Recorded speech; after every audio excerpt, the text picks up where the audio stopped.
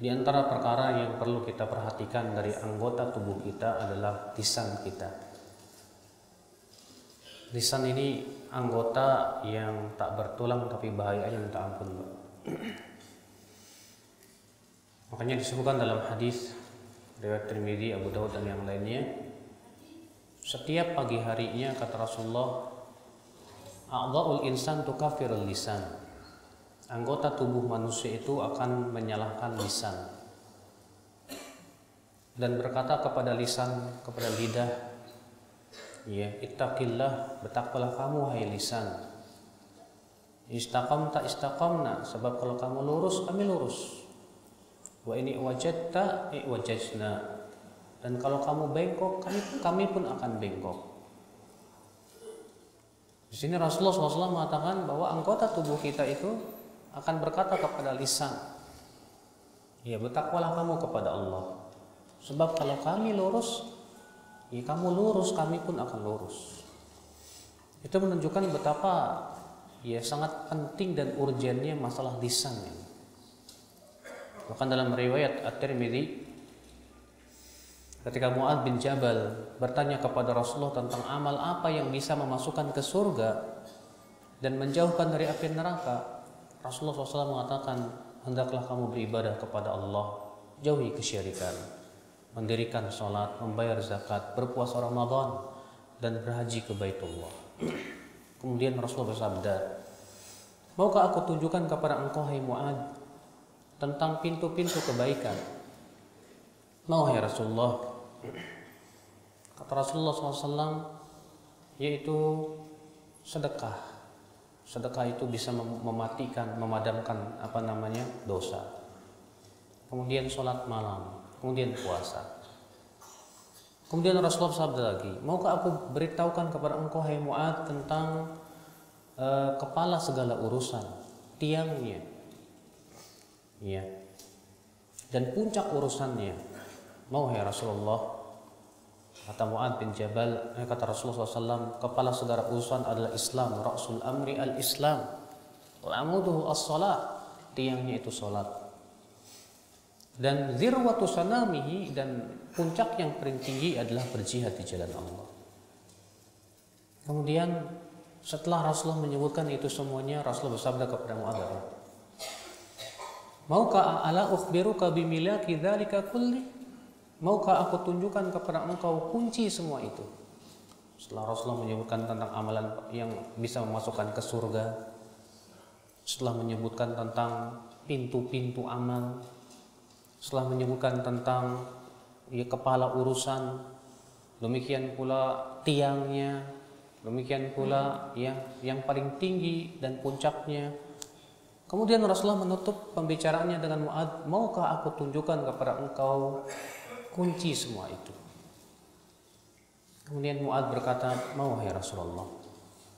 Kemudian Rasulullah menjulurkan lidahnya sambil berkata, kuffa alaika hadza, tahan ini.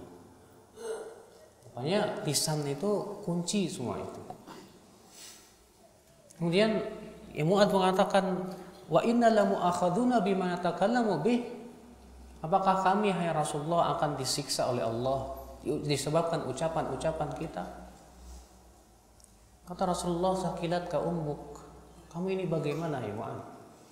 Fahal yakubun nas ala manakhirihim wa fi riwayatin ala wujuhim illa hasaidu alsinatihim.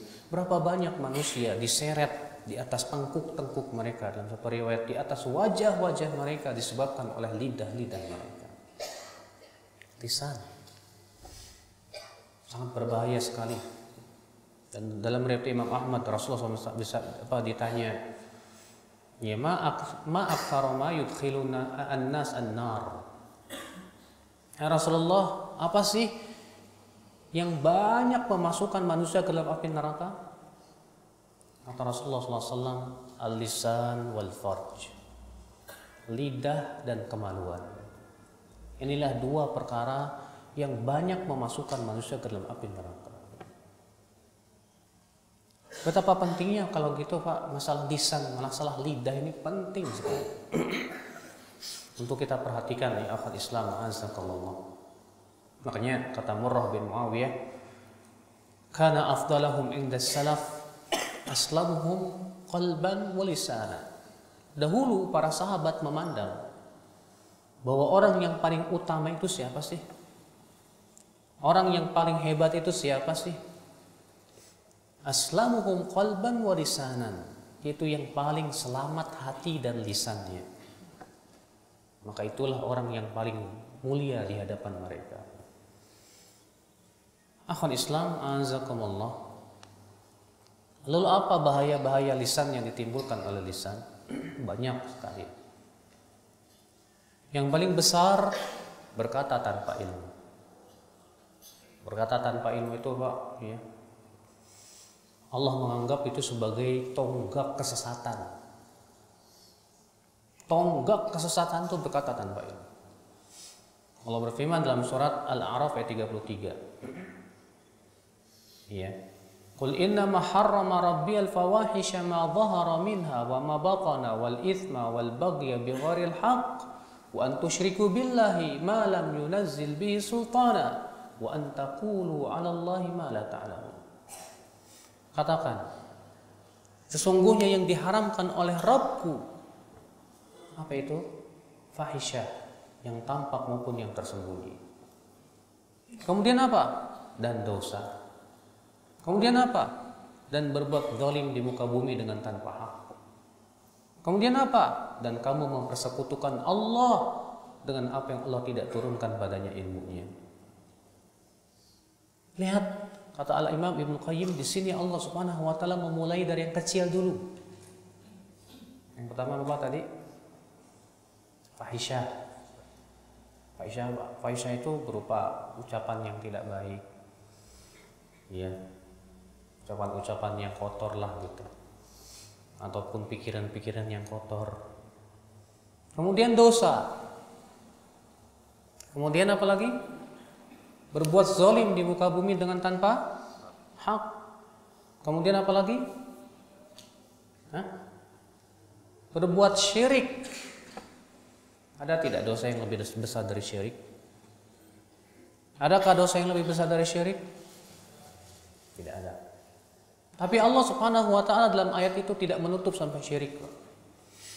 Lalu Allah menutup ayat itu dengan firman-Nya, wa an taqulu 'ala Allahi ma la ta'lamun. Dan kamu berkata atas Allah dengan tanpa ilmu. Kata para ulama, kenapa ayat ini ditutup dengan berkata tanpa ilmu? Li'annahu 'umdatul dhalal. Karena itu adalah merupakan tonggaknya kesesatan. Terjadinya kesyirikan akibat daripada berkata tanpa ilmu. Iya.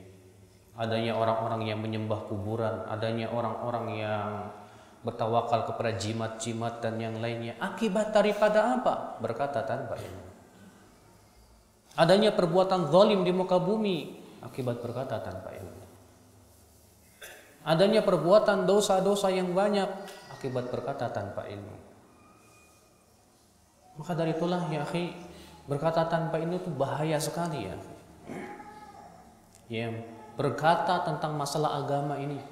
Makanya Allah mengatakan wala taqfu ma laisa laka bi ilm inna sam'a wal basara wal fuad ya kullu ulaika kana anhu mas'ula. Jangan kamu mengikuti apa-apa yang kamu tidak punya ilmunya. Lalu Allah mengatakan sesungguhnya pendengaran, penglihatan dan hatimu, inna sam'a wal basara wal fuad, semua itu akan dipertanyakan oleh Allah Subhanahu wa taala. Di zaman sekarang ya akhi, orang yang berkata tanpa ilmu dalam masalah agama, subhanallah, luar biasa. Sebatas ikut pendidikan khotib Jumat 4 bulan, dapat sertifikat khutbah Jumat kemana-mana. Setelah jadi khotib Jumat jadi dai kondang, ya. Apalagi kalau cara bicaranya menarik orang masuk televisi. Kalau sudah begitu dijadikan ulama, sementara dia tidak punya keilmuan dan kapasitas yang cukup. Ya, diadakan lagi pildacil. Apa pildacil, Bapak? Pemilihan dai kecil, anak-anak dididik supaya pandai bicara. Mereka bangga kalau anaknya bisa juara ceramah. Sementara ulama salaf terdahulu mendidik anak-anak mereka supaya hafal Quran dulu, hafal hadis, hafalkan ilmu. Kalau ilmunya sudah cukup baru boleh berbicara tentang masalah agama. Di zaman sekarang mudah semua orang berbicara masalah agama. Benar yang disabdakan oleh Rasulullah SAW dalam hadis yang dikeluarkan oleh Bukhari dan Muslim dari hadis Abdullah bin Amr bin Al-As. Inna Allah la yaqbidul ilma intiza'an yantazi'uhu min suduri rijal, walakin yaqbidul ilma biqabdil ulama. Hatta idza lam yubqi 'aliman ittakhadhan nasu ru'usan juhala. Ya.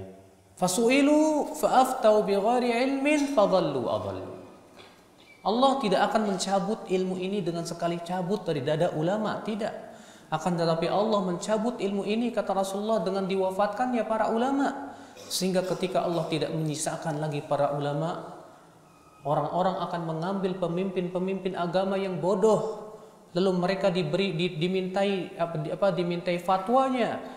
Lalu mereka berfatwa dengan tanpa ilmu, kata Rasulullah. Mereka sesat dan menyesatkan. Na'udzubillah. Na'am ya akhwat Islam, azakumullah. Sekarang ini banyak LC, Pak. Atau LC. Langsung ceramah. Ada yang langsung ceramah, ada yang langsung kopas, mending langsung kopas, Pak. Iya. Makanya akhi ya azakumullah, bahaya. Kalau orang sudah berani berbicara masalah agama dengan tanpa ilmu, yang timbul pasti kesesatan. Yang muncul pasti kesesatan. Maka dari itulah ya akhi, masalah berkata tanpa ilmu ini Allah Subhanahu wa taala mengingatkan dalam ayat tersebut. Allah mengatakan wa antaqulu 'ala Allah ma la ta'lamun. Yaitu kamu berkata atas Allah dengan apa yang kamu tidak punya ilmu padanya. Siapa saja yang ingin berbicara masalah agama wajib dia berkata dengan ilmu. Mana dalilnya dari Al-Qur'an dan hadis? Mana pemahamannya dari para ulama? Bukan dari hanya sebatas ra'yu. Apalagi menafsirkan Al-Qur'an sebatas dengan ra'yu. Kata Imam Ibnu Katsir, wa amma tafsirul Qur'an bi mujarradir ra'yi fa haram. Adapun menafsirkan Al-Qur'an hanya sebatas dengan ra'yu, haram hukumnya, kata Ibnu Katsir rahimahullah. Ikhwatul Islam azakumullah. Kemudian yang kedua, bahaya lisan, dusta. Dan dusta itu bertingkat-tingkat. Berdusta yang paling besar berdusta atas nama Allah. Kemudian berdusta atas nama Rasulullah sallallahu alaihi wasallam. Kata Rasulullah sallallahu alaihi wasallam, "Man kadzaba alayya muta'ammidan falyatabawwa maq'adahu minan nar." Barang siapa yang berdusta atas namaku, hendaklah ia mempersiapkan tempat duduknya di mana? Dalam api neraka. Di sini mutawatir, diriwayatkan oleh lebih dari 60 sahabat. Dari Al-Bukhari dan Muslim dan yang lainnya. Dalam riwayat yang lain Rasulullah SAW bersabda apa? Inna kadiban alayya laisa kakadibin ala ahad. Sesungguhnya berdusta atas namaku tidak sama dengan berdusta atas nama siapapun juga. Faman kadzaba alayya muta'ammidan falyatabawwa maq'adahu minan nar. Barang siapa yang berdusta atas namaku dengan sengaja, hendaklah ia menempatkan tempat duduknya dalam api neraka. Subhanallah ya akhi, di zaman sekarang pun rupanya banyak orang yang berani berdusta.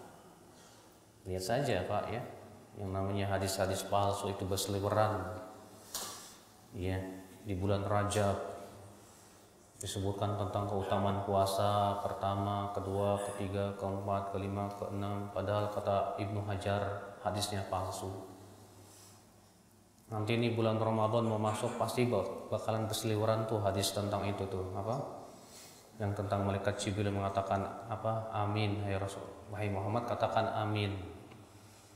Ya, semoga celaka orang yang sebelum masuk bulan Ramadan tidak minta maaf kepada istrinya, ya, mertuanya, orang tuanya, ya. Padahal itu asli buatan orang Indonesia, Pak, made in Indonesia itu, Pak. Nggak ada dalam riwayat hadis manapun juga. Yang sahih itu mereka Jibril berkata kepada Rasulullah, "Ya Muhammad, qul amin." Katakan amin. Ragima anfum ri'in dakhala alaihi syahru Ramadan, thumma kharaja minhu falam yughfar lah. Semoga celaka orang yang masuk bulan Ramadan kemudian keluar dari bulan Ramadan dalam keadaan tidak diampuni oleh Allah Subhanahu wa taala. Kata Rasulullah, amin. Kemudian malaikat Jibril berkata lagi, "Ragima anfum ri'in adraka abawaih falam yudkhilahul jannah." Semoga celaka orang yang mendapatkan kedua orang tuanya masih hidup tapi tidak memasukkan ia ke dalam surga. Kata Rasulullah, amin. Kemudian malaikat Jibril berkata lagi, "Ragima anfum ri'in dzukirta indahu falam yusalli alaik." Semoga celaka orang yang disebutkan kamu di sisinya tapi tidak bersalawat atasmu. Kata Rasulullah, amin. Itu yang sahih dari Imam Ahmad, Al-Hakim dan yang lainnya.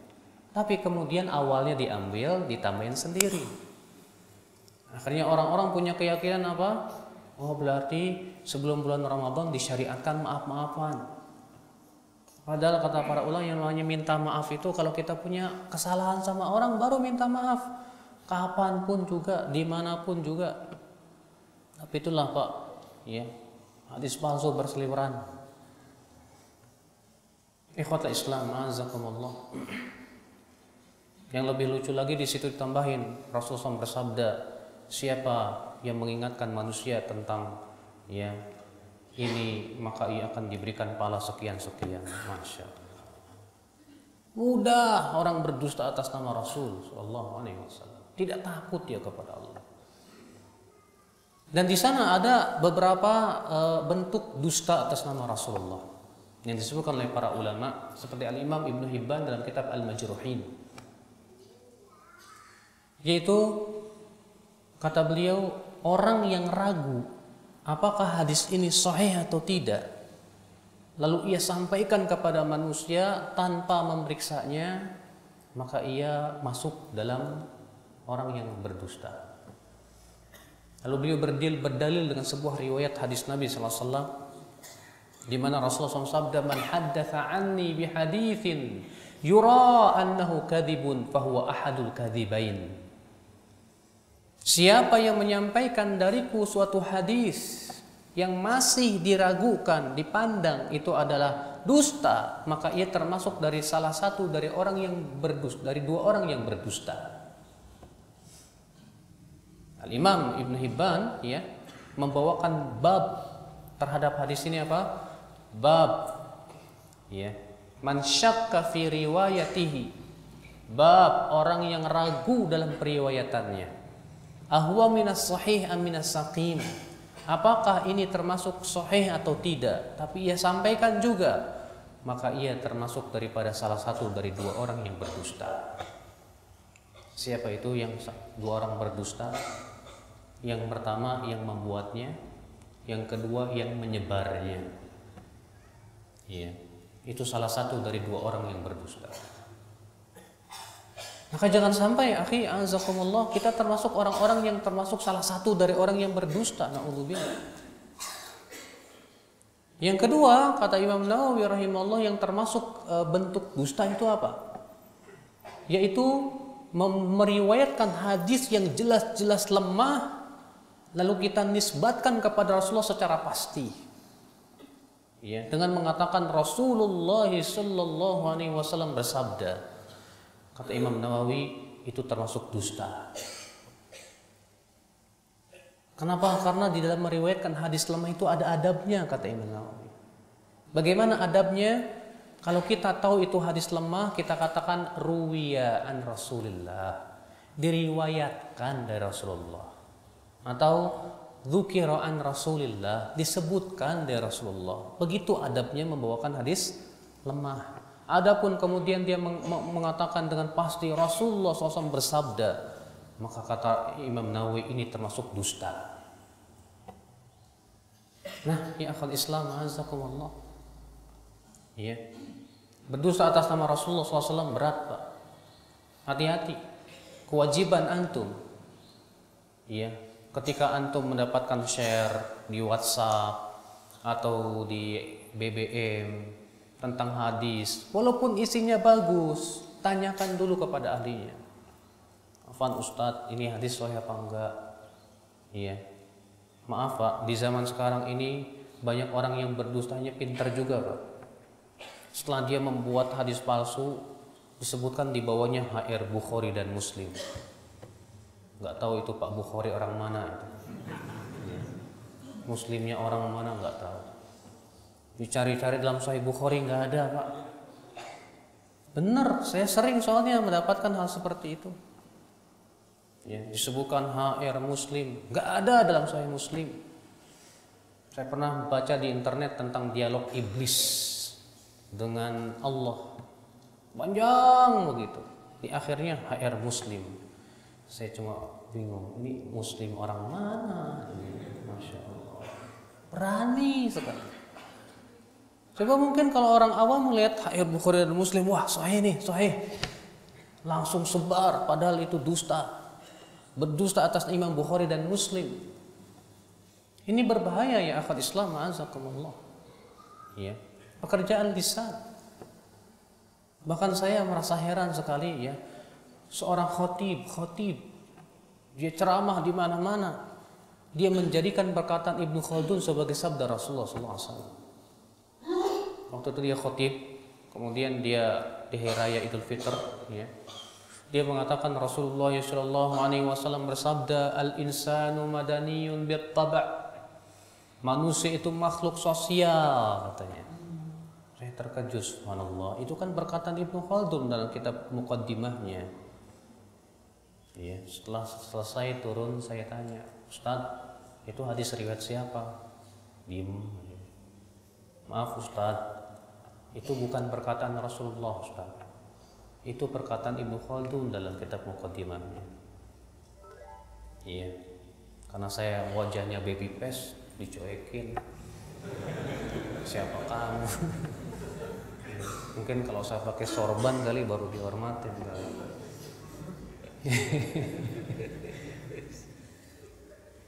Ikhwatul Islam, azakumullah. Nah itulah yang saya merasa heran nih, kok orang berani sekali itu loh. Seenaknya aja mengatakan Rasulullah SAW bersabda. Ya. Ada lagi, masya Allah, ini berjenggot Pak di atas mata kaki lagi. Ya. Berjenggot di atas mata kaki, khutbah Jumat. Bawa hadis, malam yasbir biqadha'i falyabhas rabban siwa'i. Siapa yang tidak sabar dengan ujianku, hendaklah ia mencari Tuhan selainku. Itu hadis palsu. Palsu hadis itu. Ajib katanya. Gimana nih jenggotnya dikemanain ini ya? Ya. Seenaknya aja bawain hadis Nabi SAW tanpa dia melihat apakah hadisnya palsu atau tidak. Tidak takut dia kalau dia berdusta atas nama Rasulullah SAW. Makanya ya akhi, kalau kita masih ragu atau setidaknya kita tidak tahu ini hadisnya lemah apa tidak, tanya dulu. Selama masih ada ustadz yang ditanya, tanya. Allah berfirman, fas'alu ahla dzikri in kuntum la ta'lamun. Tanya ahlinya jika kamu tidak tahu. Tanya. Supaya kita tidak termasuk yang menyebarkan kepada manusia kedustaan atas nama Rasulullah sallallahu alaihi wasallam. Kemudian akhi, berdusta atas nama ulama ini pun juga berat. Di zaman sekarang maaf banyak sekali orang yang melakukan itu. Terkadang cara berdustanya dengan cara apa Pak? Diambil perkataan ulama dari kitab anu, diedit-edit sendiri, dipotong-potong dan yang lain supaya sesuai dengan keinginan dia. Kemudian diposting di ini, lihat ini kan berdasarkan perkataan fulan, ulama dan yang lainnya. Setelah kita rujuk ke buku aslinya, nggak seperti itu. Setelah kita lihat di pendapat-pendapat beliau dalam beberapa bukunya, tidak seperti itu. Dan ini maaf sering terjadi pengelabuan seperti ini, dan banyak sekali ya para penuntut ilmu yang tertipu, maaf. Saya berikan contoh dalam sebuah buku yang berjudul Kafir Tanpa Sadar. Itu buku banyak sekali editan ulama yang dia edit sendiri tanpa melihat bagaimana pendapat ulama itu sebetulnya. Sehingga akhirnya apa yang terjadi? Ulama-ulama yang disebutkan dalam buku itu dianggap, wah ini ulama teroris ini. Iya. Yang disalahkan ulamanya, padahal yang disalahkan penulisnya. Penulisnya itu yang mengedit-ngedit sendiri. Dia tidak sadar, atau dia hanya sebatas menukil dari buku, suatu buku yang ternyata buku itu tidak bisa dipercaya secara amanah ilmiah. Dipotong-potong. Fala ilaha illallah. Maka ini ya akhi azakumullah, ya, penting untuk kita waspada. Kita ini kebiasaan, maaf ya, kalau kita baca buku kurang bisa sedikit kritis. Sebatas kita baca buku ada perkataan ulama, oh ditelan mentah-mentah. Kita sebagai penuntut ilmu itu harusnya kritisnya begini, Pak. Oh, ibu lihat di buku apa ulama ini. Coba saya rujuk ke buku asli. Waduh Ustaz, saya nggak bisa bahasa Arab, gimana ya? Ya udah, kalau begitu antum bacalah buku dari pengarang buku-buku yang bisa dipercaya, penerbit-penerbit yang terpercaya. Jangan sembarangan, Pak. Karena ya begitulah kenyataan yang ada. Terkadang penerjemahnya pun juga karena ini ucapan tidak sesuai dengan keinginannya, diedit sendiri juga, terjemahannya pun juga disesuaikan dengan kemauan dia.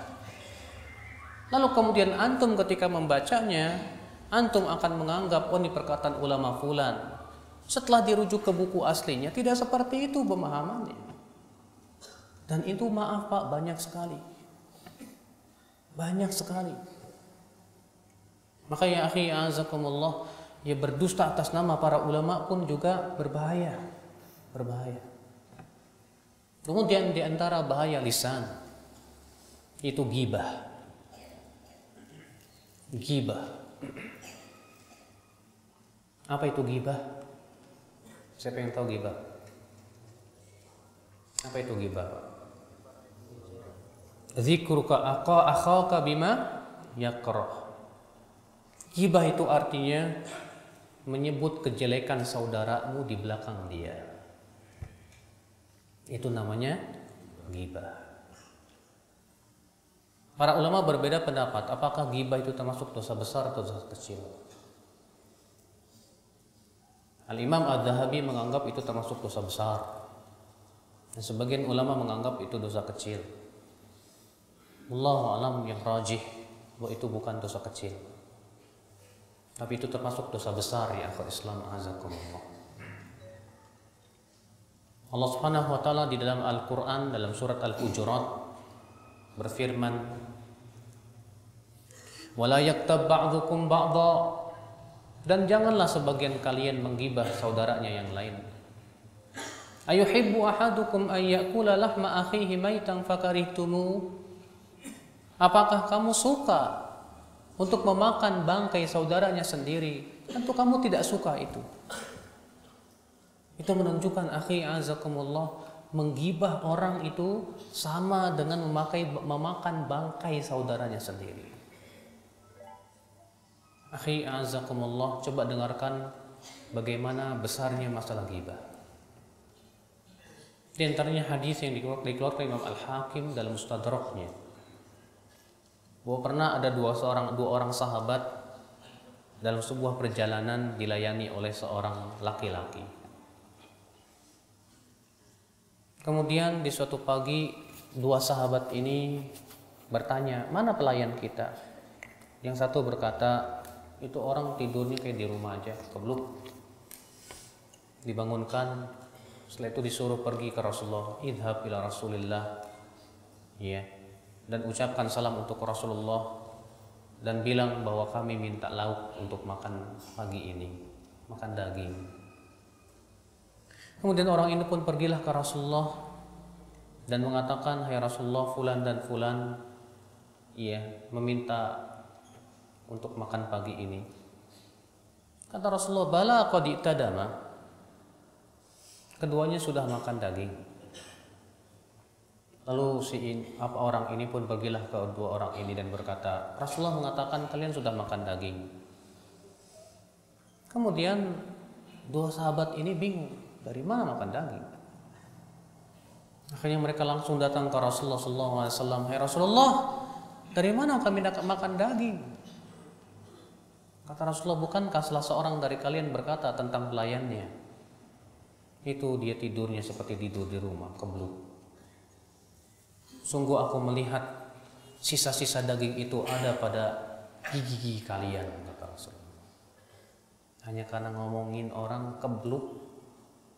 Antum suka nggak ngomong gitu tentang teman antum? Si fulan tuh kebluk orang. Si fulan itu termasuk ghibah. Bahkan terkadang ghibah dengan isyarat. Abu Daud meriwayatkan dalam musnad dan sunannya bahwasanya Rasulullah SAW sedang berada di rumah Aisyah radhiyallahu anha. Lalu datanglah istri Rasulullah yang lain namanya Safiyah bintu Huyai, meminta izin untuk berbicara dengan Rasulullah SAW. Kemudian Rasulullah pun berbicara sebentar dengan Safiyah. Pergilah Safiyah. Setelah Safiyah pergi, Aisyah radhiyallahu anha berkata kepada Rasulullah, "Ya Rasulullah, hasbuk min Safiyati kada." Hai Rasulullah, Safiyah itu begini. Maksudnya apa? Pendek. Hanya isyarat begini. Apa kata Rasulullah? Ya Aisyah, laqad qulti bi kalimatin law muzjat bima'il bahri lama zajat. Kamu sudah mengucapkan kata-kata, kalau kata-katamu tadi dicampur dengan air laut, kotor air laut itu. Padahal hanya berisyarat. Kadang kita mengomentari orang, itu orang kurus ya. Udah gibah masuk pak. Atau antum ya menggibahnya dengan kelingan mata. Sama teman antum. Sudah gibah kata Imam Nawawi, masuk dalam gibah. Iya. Dan subhanallah Pak, yang namanya gibah itu terkadang manis. Kalau kita sudah ngomongin orang manis. Tadinya saya muji-muji dulu, masya Allah ya si fulan tuh luar biasa, begini. Lalu ada orang yang ngomong tapi, nah kalau udah tapi ini bahaya nih. Tapi orangnya begini, mulai itu. Oh ya, kita ngelihatnya sambil melotot, masa sih, masya Allah, ya, manis. Dia tidak sadar bahwa dia telah menggibah manusia. Yang paling berat itu menggibah ulama, Pak. Makanya Ibnu Asakir mengatakan innal luhumal ulama'i masmumatun. Ingatlah, dagingnya para ulama itu beracun. Kalau antum berani menggibah ulama, antum akan dibinasakan oleh Allah Subhanahu wa taala. Na'am akhal Islam azakumullah. Gibah, hati-hati, gibah. Berapa banyak akhal Islam azakumullah kehormatan muslim yang tercampakkan gara-gara lisan-lisan kita, gara-gara lidah-lidah kita. Berapa banyak akal Islam azakumullah. Maka dari itulah ya akhi, kewajiban kita berhati-hati, wallah, berhati-hati. Kata Imam Syafi'i, siapa yang ingin berbicara, coba pikirkan dulu, apakah ucapannya ini akan bermanfaat atau tidak. Coba pikirkan dulu. Menyakiti hati seorang muslim saja di hadapannya tanpa menggibah, besarnya dosa. Iya. Mencaci maki ini pun juga termasuk bahaya lisan. Kata Rasulullah, sibabul muslim fusuqun wa qitalu kufrun. Mencaci maki seorang muslim itu kefasikan dan memeranginya kekafiran, kata Rasulullah SAW. Menyakiti hati. Antum terkadang omongannya nyelekit, akhirnya menyakiti hati teman antum. Ini termasuk dosa besar, ya. Menyakiti hati seorang muslim itu kata Rasulullah, kata para ulama termasuk dosa besar, termasuk dosa besar. Al-Imam Al-Mundhiri dalam kitab Targhib wa Tarhib meriwayatkan dan disahihkan oleh Syekh Al-Albani rahimahullah menyebutkan sebuah hadis bahwa dikatakan kepada Rasulullah tentang seorang wanita yukthir min solatihi, banyak solat malamnya, wa yukthir min sadaqatiha, banyak sedekahnya, banyak puasanya. Ini wanita hebat, hai Rasulullah. Salat malamnya banyak, puasanya luar biasa, sedekahnya masya Allah, jangan tanya. Tapi ada satu kekurangan, hai Rasulullah. Dia suka menyakiti hati tetangganya. Dia suka menyakiti dengan lisannya itu tetangganya. Apa kata Rasulullah? La khaira fiha hiya finnar. Tidak ada kebaikannya wanita itu, dia dalam api neraka. Kif? Rasulullah mengatakan tidak ada kebaikannya. Sementara dia sholat malamnya rajin. Sementara dia infaknya masya Allah. Sementara puasanya banyak sekali. Tapi gara-gara lisannya yang suka menyakiti tetangganya, Rasulullah mengatakan apa? Tidak ada kebaikannya wanita itu. Dia dalam api neraka. Coba tanya kepada diri kita.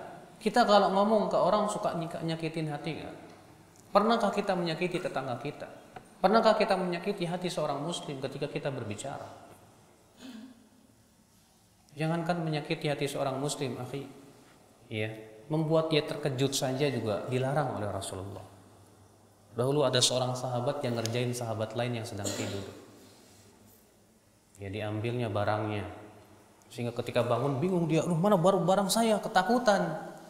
Apa kata Rasulullah? La yurawi'ul mu'minu mu'mina. Tidak boleh seorang mukmin menakut-takuti saudaranya. Hanya itu saja nggak boleh. Dilarang oleh Rasulullah SAW. Bagaimana menyakiti hatinya?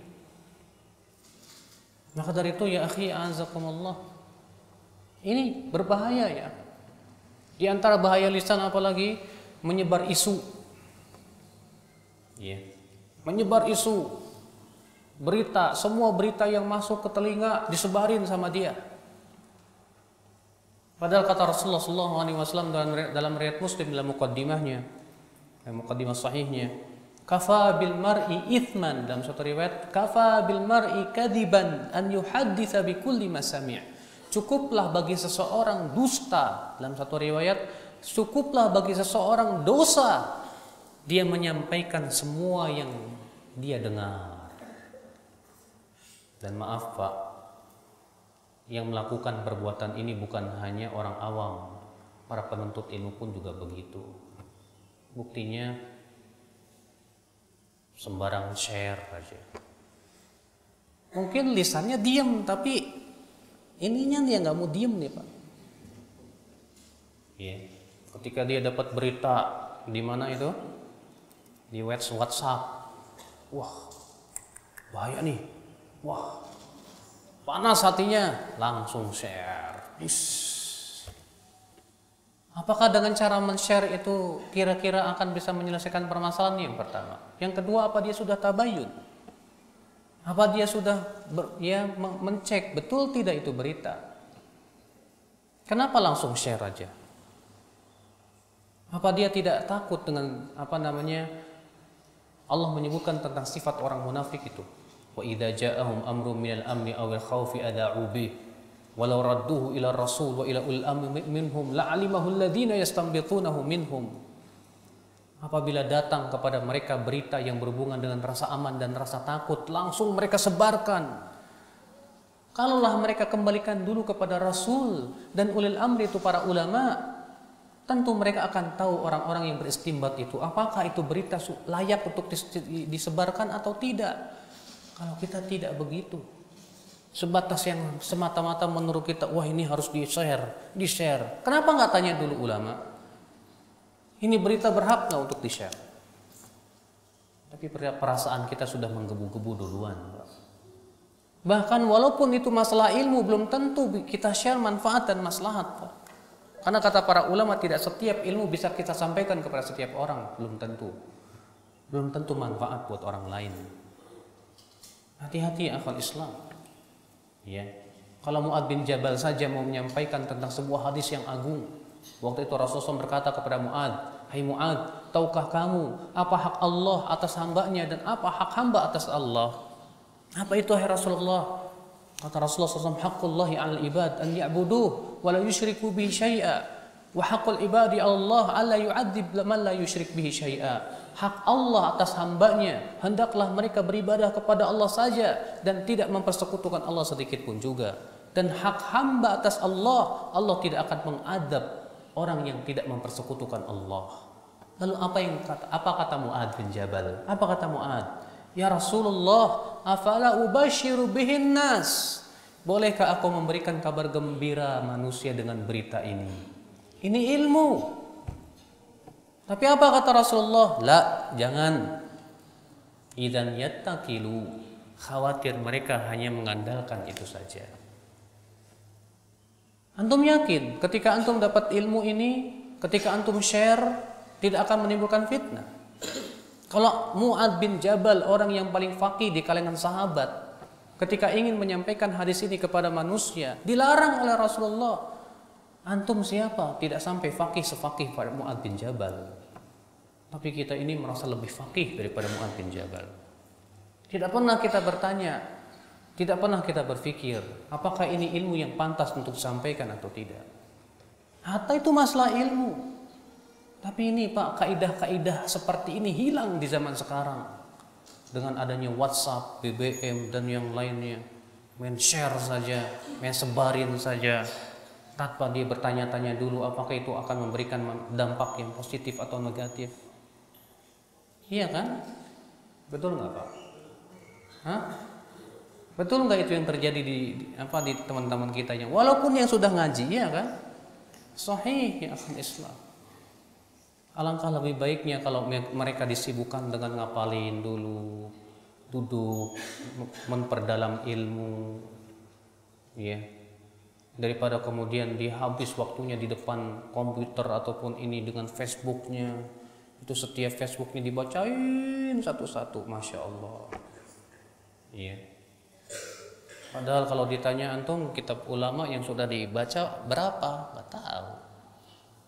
Itulah fenomena kita di zaman ini ya akhwat Islam azakumullah. Ikhwatul Islam azakumullah. Jadi ya inilah di antara bahaya-bahaya lisan. Lalu bagaimana kiat kita untuk bisa menjaga lisan dan lidah kita? Yang pertama ya akhi, setiap kita harus punya ketakwaan dan rasa takut kepada Allah yang luar biasa. Sebab dengan rasa takut dan takwa kepada Allah, itu yang menyebabkan insya Allah kita berhati-hati dalam ucapan-ucapan kita dan lidah-lidah kita. Iya. Makanya sudah saya sebutkan tadi dalam hadis bahwa setiap paginya anggota tubuh akan berkata kepada lisan, Ittaqillah, bertakwalah kamu hai lisan kepada Allah. Itu menunjukkan kita butuh ketakwaan untuk apa? Menjaga lidah-lidah kita. Sebab kalau kita tidak bertakwa kepada Allah, tidak takut kepada Allah, kita akan begitu mudah melepas lisan-lisan dan lidah-lidah kita, menyakiti hati orang, menggibah manusia, berdusta dan yang lainnya. Iya dan billah sallallahu alaihi wasallam.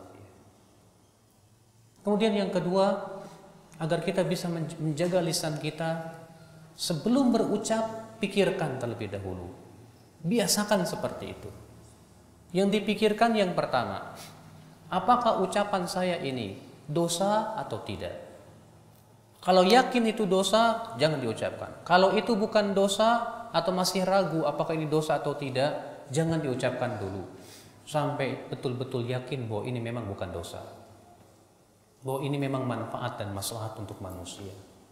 Makanya Imam Syafi'i sudah saya sebutkan tadi, siapa yang ingin berbicara, pikirkan dulu ucapannya itu. Pikirkan.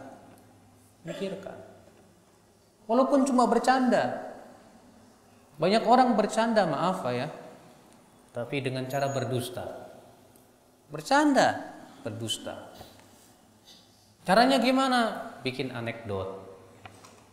Anekdotnya apa? Wah lucu, yang penting orang bisa ketawa. Padahal kata Rasulullah apa? Wailun liman haddatsa fayakdzib liyudhika bihin nas, wailun lah. Neraka wail, celaka bagi orang yang berbicara lalu berdusta supaya orang-orang tertawa. Celaka dan celaka Rasulullah mendoakan 3 kali kecelakaan. Hadis ini diriwayatkan oleh Abu Daud, Tirmidzi, Nasai dan Ibnu Majah. Banyak orang seperti itu, Pak. Maaf, men-share kisah-kisah lucu. Supaya apa? Ketawa. Hahaha. Tapi pasti tanya, maaf, ini beritanya dari mana? Enggak, menghibur aja. Taib. Itu fiktif apa beneran terjadi? Bercanda aja kok sampai nanya-nanya begitu sih. Loh, masalahnya ada hadisnya. Siapa yang berucap-ucap lalu ia berdusta supaya orang bertawa, apa? Celaka. Yang berdoa siapa? Rasulullah. Ancaman. Ini bukan ancaman ringan, Pak. Kata Ibnu Qayyim, setiap perbuatan yang diberikan padanya ancaman neraka itu menunjukkan itu dosa besar, bukan dosa kecil. Berarti itu dosa besar, Pak. Tapi banyak di antara kita menganggap remeh. Ada cerita apa itu si Juha. Cerita tentang Abu Nawas. Cerita tentang, padahal itu semua dibuat-buat biar lucu aja udah. Iya. Cerita tentang si fulan, padahal itu fiktif. Kemudian kita sebarkan, yang penting orang bisa senang. Kan memasukkan kegembiraan kepada hati seorang muslim itu ibadah katanya. Iya betul, tapi bukan dengan cara berdusta ya akhi. Karena itu dicela oleh Rasulullah SAW. Banyak nggak Pak kayak gitu Pak?